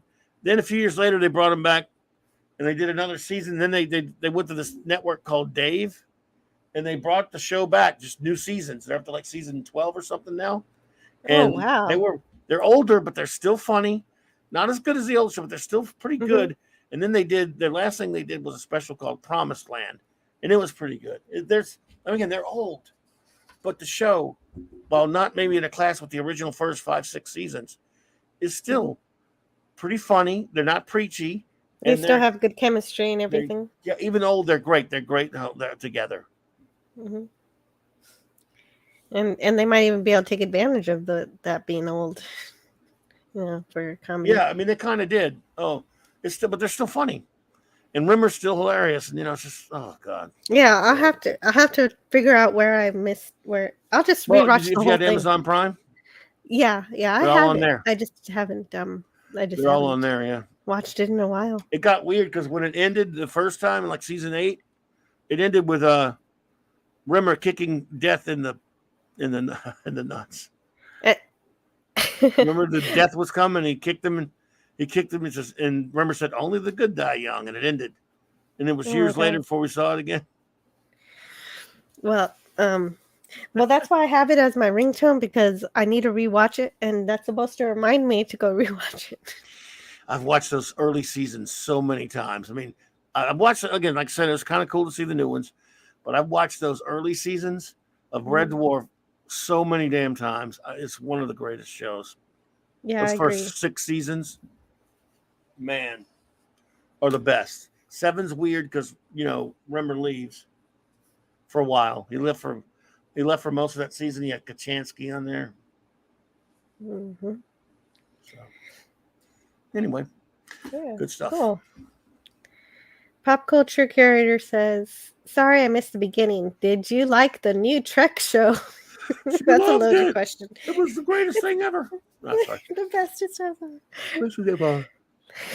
No, I didn't really like it. I'm sorry. It was bad. At this point, that's all I have to say. Strange screwed worms. I don't know. I had a whole thing. I had a whole review at the beginning that I'm not going to repeat. But so if you want to listen to that, you can watch the replay later. There you go. Mm-hmm.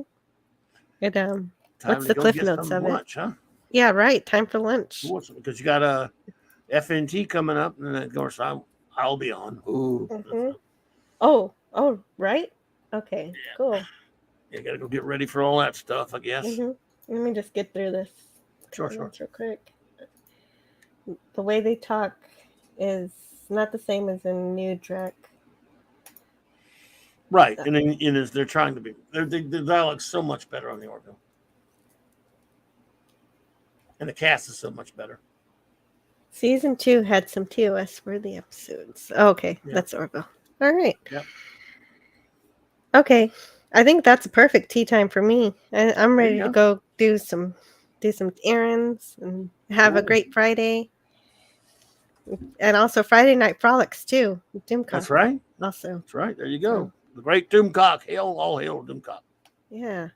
And thanks to everyone in the chat. Tiger Stripes, Pop Culture Curator, and Pleasant Valley Picker, and Captain Spire. That was so cool to see you here, Captain Spire. The great Lord Thoth too. And Lord Thoth. Yes. Tiger Stripes. Yeah. And I might repeat people to make it sound like I have more people than I have. Lord Thoth again. The great Lord Thoth, even lives, long live the Legion, brother. Then we had Jedi Bill for a little while. And that's cool. Oh, right. I have Jedi Bill here.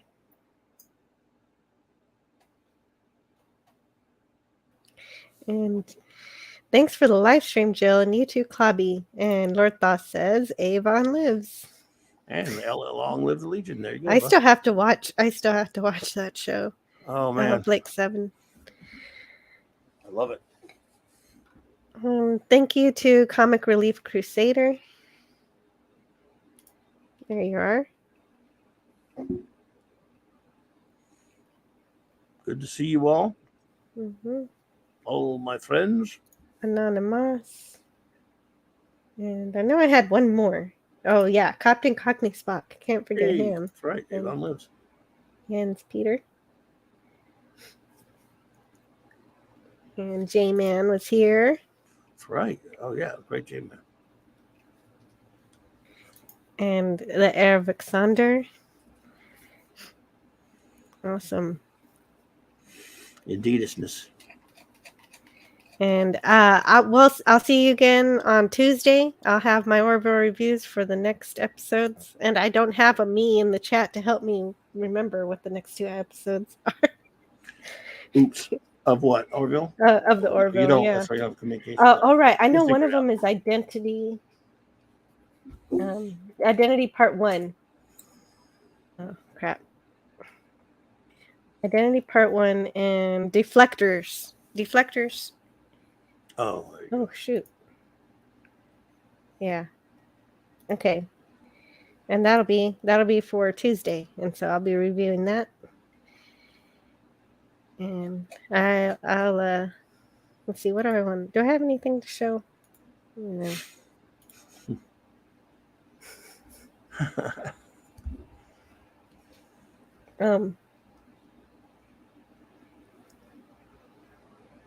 Well, since you're here, I'll do this for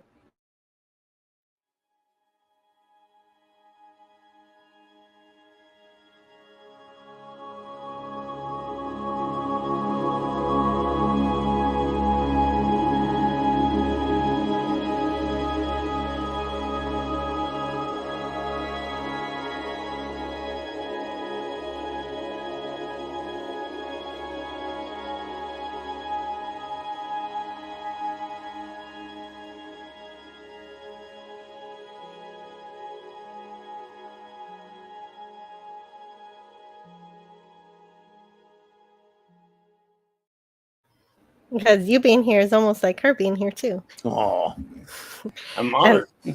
Thanks for having me. Yeah, you're welcome. And I'll see you guys next time. Good night, everybody. Have a good day, everybody. Abby. Yeah, have a great Friday and an awesome weekend. Happy weekend. Happy Mother's Day, everybody. Yes, happy Mother's Day.